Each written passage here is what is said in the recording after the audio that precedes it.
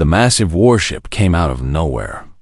One moment, the sky above Nexus Station was clear and peaceful. The next moment, a ship the size of a small moon blocked out the stars. The ship was black and ugly. It looked like something dead floating in space. Nexus Station was the biggest trading hub in the galaxy. Ships from 100 different worlds came here every day. Aliens of all shapes and sizes walked through its corridors. They bought and sold goods. They made deals. They signed treaties. For 50 years, Nexus Station had been a place of peace. That peace died the moment the Kethvoran ship arrived. The Kethvoran were conquerors. They had taken over 200 worlds in the last 1,000 years. They did not negotiate. They did not trade. They simply took what they wanted and killed anyone who stood in their way. Most species in the galaxy lived in fear of them. A voice came through every speaker on the station. It was cold and mechanical. The Kethvoran commander spoke slowly so everyone could understand. We are here to demonstrate our power. Watch carefully. Remember what you see today. This is what happens to those who defy us. A cargo door opened on the bottom of the warship. Something fell from it. Something big. It crashed through the outer hull of the station and landed in the main security sector. Alarms screamed throughout the station. Emergency lights flashed red. Security Chief Torval was the first to see it. He was a Veluxi, tall and thin with 4 arms and eyes that could see in complete darkness. His people were known as the greatest soldiers in the galaxy. He had fought in 12 wars. He had never felt fear. He felt fear now. The thing standing in the wreckage was 12 feet tall. Its body was covered in armor that looked like black glass. It had 6 limbs. 4 legs held it steady on the ground.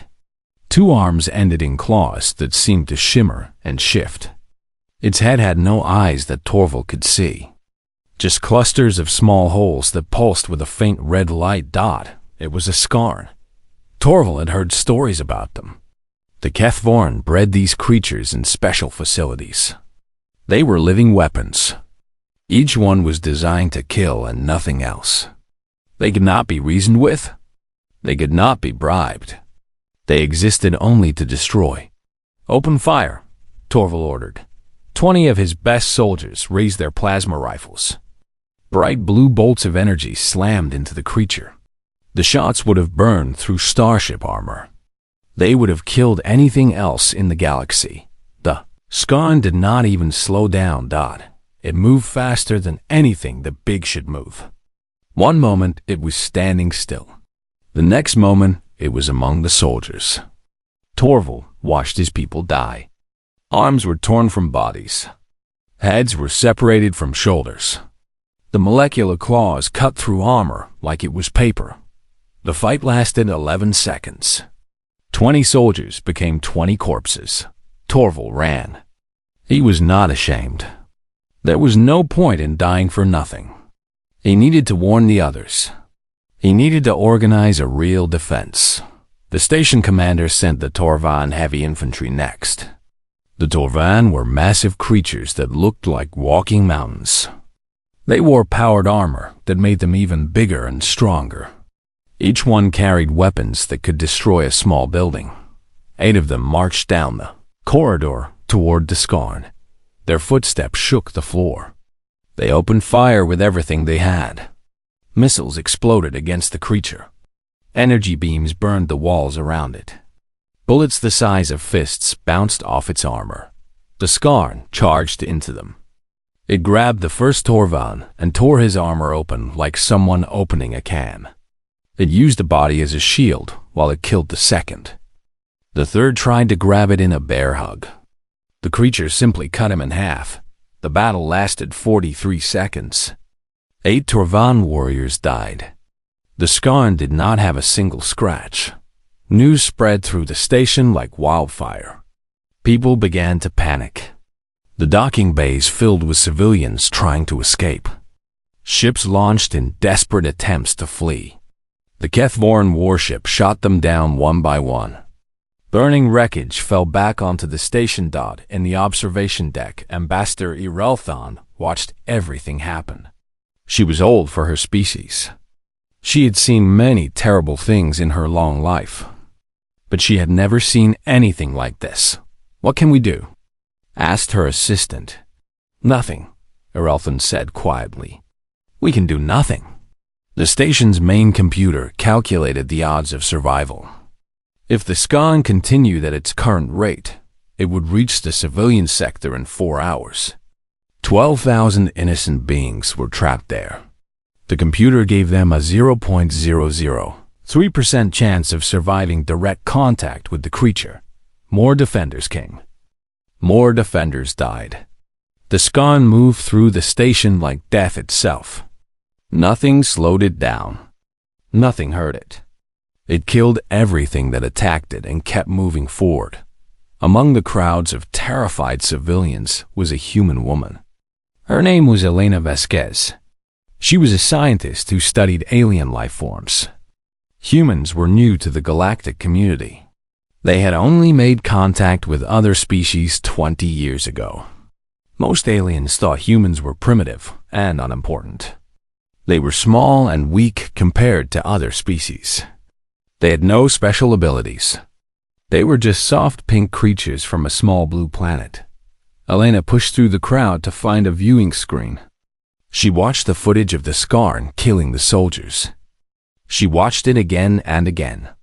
Her face showed no emotion. She was thinking. She was analyzing. She was looking for something that everyone else had missed. The hours passed. The death count rose. Hope faded. But Elena kept watching, and slowly a strange idea began to form in her mind. It was a crazy idea. It was the kind of idea that would get her killed. But it was also the only idea that might work. She did not share it with anyone. Not yet. She needed to be sure. The scan kept coming. The screams kept echoing through the station. And Elena Vasquez kept thinking about the impossible thing she was about to do. The station shook as another explosion ripped through the lower decks. Emergency teams tried to seal the breaches, but they were running out of materials. They were running out of people. They were running out of time. Commander Zeth stood in the control room and watched the tactical display. Red dots showed where the Scarn had already been. A trail of death stretched across half the station.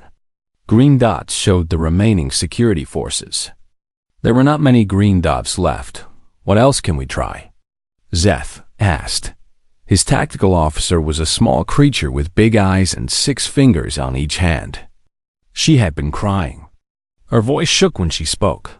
"We have tried everything, sir. Plasma weapons do not work. Projectile weapons do not work. The Torvan heavy armor could not stop it. Our best fighters died in seconds. There must be something. We tried venting the atmosphere in Section 12. We thought it would suffocate. The creature just anchored itself to the floor and waited. It does not need to breathe." Zeth slammed his fist on the console. "What about the reactor? Can we overload it? Burn the thing to ash?" "We tried that in Section 7, sir. We triggered a controlled meltdown. The radiation levels were high enough to kill every living thing within 2 kilometers. And?" The tactical officer looked at her screen. Her voice became very quiet. "The Scarn absorbed the radiation. Our sensors show it actually grew stronger afterward. Its armor became thicker. It moves faster now than when it first arrived." Zeth sat down heavily in his chair. He had been a soldier for 30 years. He had won battles that everyone said were impossible to win. But this was different. This was not a battle. This was an execution. Down in the maintenance tunnels, a team of engineers tried one more desperate plan. They had built a sonic weapon using parts from 12 different machines. The sound it produced was powerful enough to shatter stone. They hoped it would crack the Scarn's armor. The creature found them before they could finish. It tore through the tunnel walls like they were made of wet paper. The engineers died before they could even scream dot in the science wing. A group of chemists mixed together the most dangerous substances they could find. They created a gas that could eat through metal. They released it into the corridor where the Skarn was walking. The gas surrounded the creature. It should have dissolved the armor in seconds. Instead, the Skarn simply walked through it. The gas did nothing. The chemists watched in horror as the creature came closer and closer. They tried to run. They were not fast enough. The military council held an emergency meeting. Representatives from 8 different species sat around a table and argued about what to do. "We must evacuate," said the Veluxi general. "Get as many people off the station as possible." "The Kethvoran are shooting down every ship that launches," replied the Torvan commander. "Evacuation is suicide. Then we fight. We gather every soldier we have left and attack together. Our soldiers are already dead. We have nothing left to fight with." A small voice spoke from the corner of the room. It belonged to a scientist named Dr. Yen. She studied predators. She had spent her whole life learning how dangerous creatures thought and behaved. "The Skarn is not just strong," she said. "It is smart. It learns from every attack we make. When we use a weapon, it analyzes the weapon and adapts. It becomes immune to that weapon. Then it becomes stronger because of that weapon. Every time we attack it, we make it more powerful." The room fell silent. Everyone understood what this meant. Fighting was making things worse. Elena Vasquez was not at the meeting. She was in her small laboratory watching every piece of video footage she could find. She had watched the Skarn kill hundreds of people. She had studied every frame of every recording, and she had noticed something. The Skarn killed the Veluxi soldiers, but only after they shot at it. The Skarn killed the Torvan infantry, but only after they attacked. The creature killed the engineers, but they had been building a weapon. The chemists had released a gas designed to hurt it. Every single person the Skarn killed had attacked it first, or had been preparing to attack it, or had been carrying weapons. Elena played the footage again. A maintenance worker had been in the corridor when the Skarn walked past. The worker was carrying a toolbox. He dropped the toolbox and ran away screaming. The Skarn ignored him completely. It did not chase him. It did not hurt him. It just kept walking. She found another clip. A child had been hiding behind a water tank when the creature passed by. The child was terrified but did not move, did not make a sound. The Skarn walked right past her without stopping. Elena sat back in her chair and thought about what this meant. The creature was designed to respond to threats. It was programmed to destroy anything that tried to hurt it. But if something was not a threat, then maybe the Skarn would not see it as an enemy. It was a crazy theory. It could easily be wrong. Testing it would probably get her killed, but 8,000 civilians were still alive in the central sector. The Skarn would reach them in less than 2 hours. When it did, they would panic. They would try to fight. They would become threats. And then they would all die, unless someone did something completely unexpected. Elena took a deep breath. She stood up from her chair. She walked to the door of her laboratory and opened it. She had made her decision. Now she had to find the courage to follow through. Elena stood in the empty corridor and listened. Somewhere in the distance she could hear screams. Somewhere closer she could hear the heavy footsteps of the Skarn. The creature was 3 levels below her. It was moving up. It would reach the civilian sector in less than an hour. She walked to the emergency station on the wall. She opened the panel and began to remove her equipment. First, she took off her environmental suit.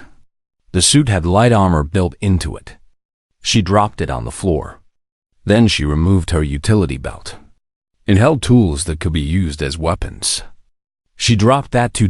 Her communicator was next. She hesitated for a moment. If she kept it, she could call for help. Someone could come rescue her if things went wrong. But the communicator also sent out electronic signals. The Scarn might see those signals as a threat. She dropped the communicator. Now she stood in the corridor, wearing only her basic clothes. A simple shirt, simple pants, soft shoes. Nothing that could be used as a weapon. Nothing that could be seen as a threat. Her hands were shaking. Her heart was beating so fast she could feel it in her throat. Every part of her brain was screaming at her to run away, to hide, to find a weapon and fight like everyone else. She ignored the screaming. She started walking toward the Scarn.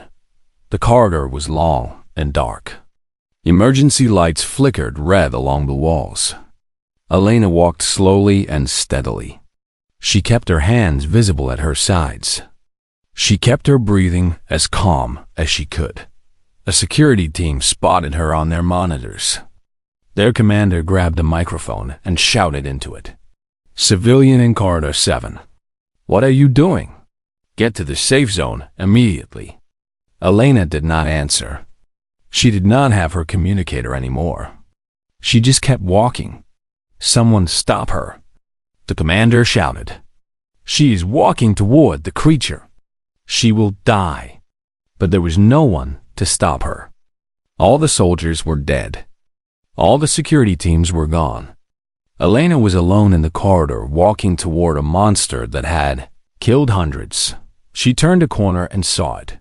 The Scarn stood at the end of the corridor. It was bigger than she had expected. The videos did not capture how massive it really was. Its black armor gleamed in the emergency lights. Its claws hung at its sides, dripping with blood. The sensor clusters on its head pulsed with red light. The creature noticed her immediately. It turned to face her. Its claws came up ready to strike. Everything in its posture said that it was about to attack. Elena stopped walking. She was about 10 meters away from the creature, close enough to see the scratches on its armor, close enough to smell the blood and smoke and death that surrounded it. She sat down on the floor. The Scarn did not move. Its claws stayed raised. Its sensors focused on her. Elena could almost feel it scanning her body, looking for weapons, looking for threats, looking for any reason to kill her. It found nothing. Elena crossed her legs and put her hands in her lap. She made herself as small and non-threatening as possible. Then she did something that no one had done since the creature arrived. She spoke to it. "Hello," she said. Her voice was quiet but steady. "My name is Elena. I am not going to hurt you." The Scarn did not respond. Of course, it did not respond. It was a weapon. It did not have a language. It did not understand words. But Elena kept talking anyway. "This is Nexus Station. It is a place where many different species come together. We trade here. We share ideas. We try to understand each other." The creature stood frozen. Its claws were still raised, but they did not fall. Its programming was telling it to kill anything that was a threat. But this small, soft creature in front of it was not a threat. It had no weapons. It showed no hostility. It just sat there and made sounds. The Scarn's targeting systems returned empty results. Its threat analysis found nothing to analyze. For the first time since it was created, the creature did not know what to do. Elena kept talking. She talked about the station. She talked about the stars visible through the viewports. She talked about her work as a scientist. She talked about Earth, the planet where she was born. She talked about the garden she kept in her quarters, and how she liked to grow flowers from her home world. She talked about anything and everything except fighting. She talked about life instead of death. She talked about peace instead of war. Minutes passed. Then more minutes. The Scarn did not attack. It did not move. It stood there with its claws raised like a statue made of black glass. Elena's voice grew tired, but she kept talking. She knew that the moment she stopped, the spell might break. The creature might remember what it was designed to do. So she kept her voice calm and soft and continued to speak. And slowly, very slowly, the creature began to lower its claws. 3 hours had passed since Elena sat down in front of the scarn. Her voice was almost gone. Her throat hurt from talking so much. But she did not stop. She could not stop. The creature was still standing there watching her with its strange pulsing sensors. Across the station, people watched on screens and monitors. They saw the impossible thing that was happening. They saw a small human woman sitting calmly in front of a monster that had killed hundreds. And they saw that the monster was not moving. In the control room, Commander Zeth stared at the display with his mouth open.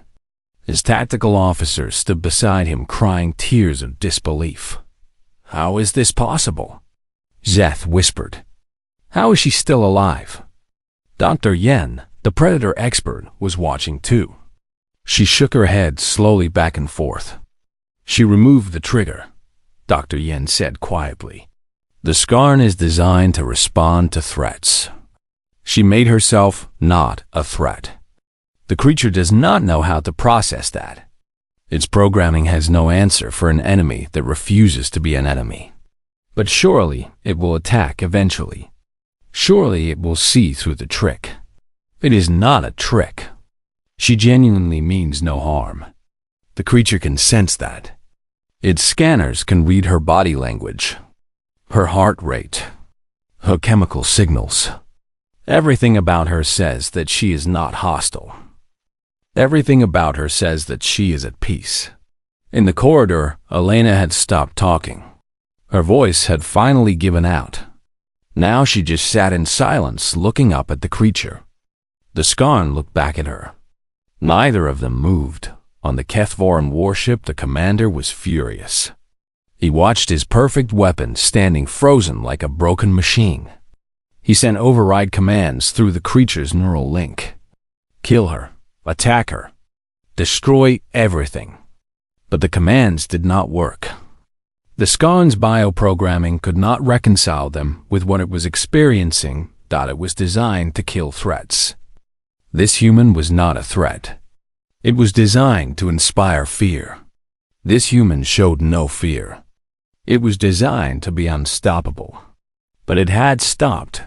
The commander screamed and threw things across his bridge. His officers watched nervously. None of them had ever seen anything like this. None of them understood how one small creature had defeated their ultimate weapon. Back on the station, something unexpected began to happen. Other humans started to emerge from the crowds of refugees. They watched the screens. They saw what Elena was doing. And one by one, they made a decision. A maintenance worker named James walked out of the safe zone. He walked down the corridor toward the scarn. He was not carrying any tools. He was not carrying anything at all. He walked until he reached Elena, and then he sat down beside her. Elena looked at him with surprise. James smiled at her weakly. "Seemed like you could use some company," he said. A few minutes later, another human arrived. Her name was Sarah, and she flew cargo ships for a living. She sat down on Elena's other side. Then came Marcus, who worked in the station's hospital. Then came a woman named Lynn and her 8-year-old daughter. One by one, the humans came. They walked calmly down the corridor. They sat in a widening circle around the frozen creature. None of them carried weapons. None of them showed fear. They simply sat there together in silence. Ambassador Errol Thon watched this happen with growing amazement. She was over 200 years old. She had studied every species in the known galaxy. But she had never seen anything like humans. "What are they doing?" her assistant asked. "Why are they not afraid?" Errol Thon thought about the question for a long time before answering. "Humans evolved on a dangerous world," she said finally. "They were not the strongest animals on their planet. They were not the fastest. They did not have sharp claws or hard armor. They survived by working together. They survived by helping each other. They survived by refusing to give up. She pointed at the screen where more humans were joining the circle. They can control their fear. They can choose how to react to danger. Most species run from death or fight against it. Humans can do something else. They can look at death and decide not to blink. They can face the monster and refuse to be afraid. The circle of humans grew larger. There were 20 of them now. Then 30. They sat around the scarn like a living wall of peace and calm. The creature stood in the middle of them, completely still. Its targeting systems were overloaded with null results. Its threat analysis had crashed and restarted 7 times. It was designed to fight enemies. But it had no enemies.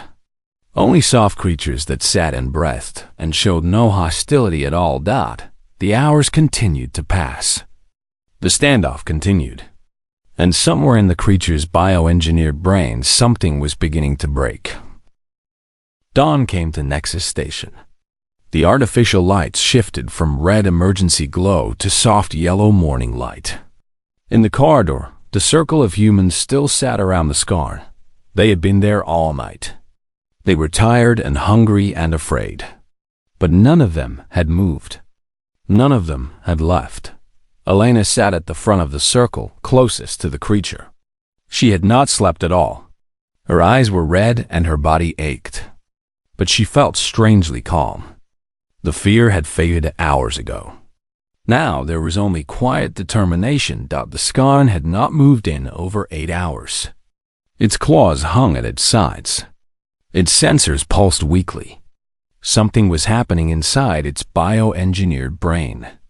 Something its creators had never imagined. The creature was designed to process threats. Every part of its neural network was built to identify danger and respond to it.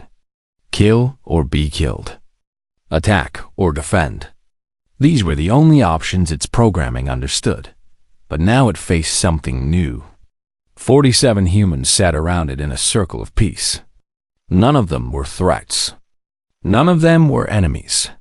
They were just there, present, calm, alive. The scarn's threat response systems demanded action. They screamed for the creature to attack, to kill, to destroy. But its targeting algorithms returned empty results again and again. There was nothing to target. There was no one to kill. The contradiction cascaded through its neural architecture like a virus. Error messages flooded its biological processors. Feedback loops spun out of control. The creature's whole purpose was to destroy threats. But when there were no threats, what was its purpose? When no one fought back, what was it supposed to do? The scarn made a sound. It was a strange grinding noise that no one had ever heard before. Its massive body shuddered. Its claws twitched. Elena tensed. The humans around her held their breath. This was the moment of truth. Either the creature would break through its confusion and attack, or something else would happen. Something nobody could predict. The scarn lowered its claws to the ground, slowly, carefully, like a wild animal lying down to sleep.